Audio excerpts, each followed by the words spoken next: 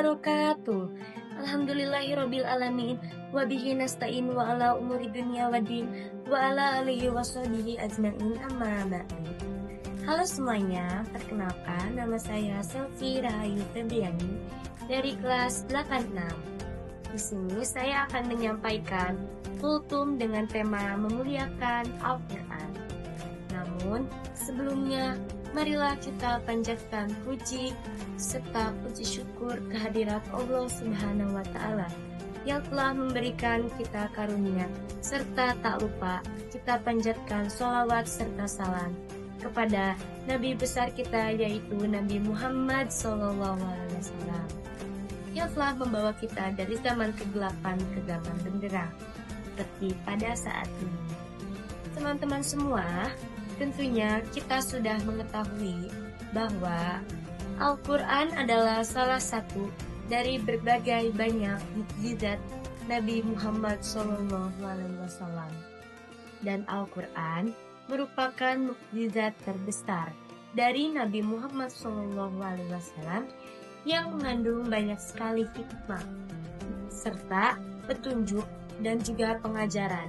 Ia mencakup segala aspek kehidupan, bahkan konsep kehidupan yang terbaik. Ketinggian serta kekuatannya juga melebihi gunung, seperti yang tertera dalam surat ke-59 ayat 21 yang memiliki arti, sekiranya kami turunkan Al-Quran ini kepada sebuah gunung, pasti kamu akan melihatnya tunduk terpecah belah, disebabkan takut kepada Allah Subhanahu wa Ta'ala. Dan perumpamaan itu kami buat untuk manusia, agar mereka berpikir dari arti ayat tersebut. Tentunya kita mengetahui bahwa kita sebagai umat muslim dan juga sebagai umat manusia yang telah diturunkan ayat suci Al-Quran oleh Allah Subhanahu wa Ta'ala, seharusnya dapat patuh serta taat kepada Allah Subhanahu wa Ta'ala.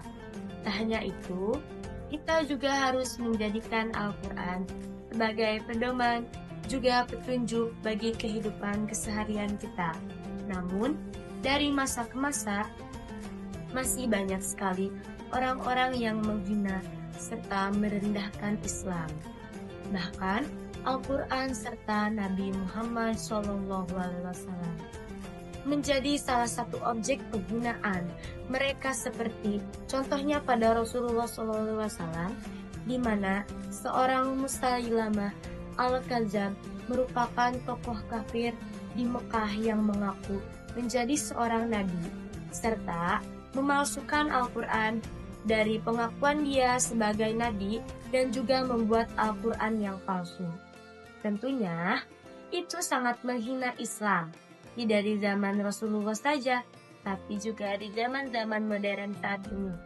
Semakin banyak orang-orang yang bermunculan, serta orang-orang yang menghina Al-Quran.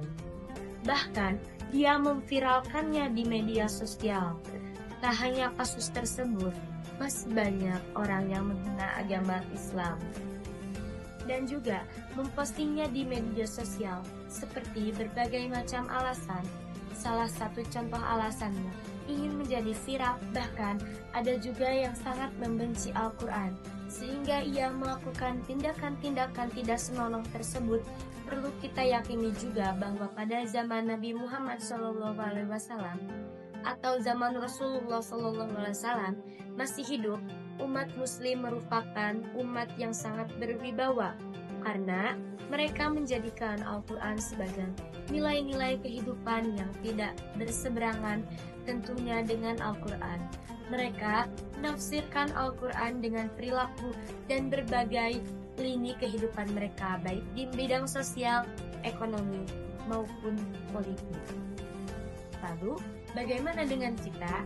Tentunya dalam kehidupan sehari-hari, kita masih banyak hal-hal bertentangan dengan Al-Quran ataupun dengan syariat Islam. Namun, kita sebagai umat muslim yang baik tentunya harus bisa menjadikan Al-Quran sebagai pedoman hidup kita sehari-hari. Tak hanya itu, Ada sebuah hadis yang menjelaskan bahwa sesungguhnya Allah akan mengangkat derajat beberapa kaum dengan kitab ini, yaitu Al-Quran. Dan Dia akan menghinakan beberapa kaum lainnya dengan Quran ini. Hadis riwayat Muslim.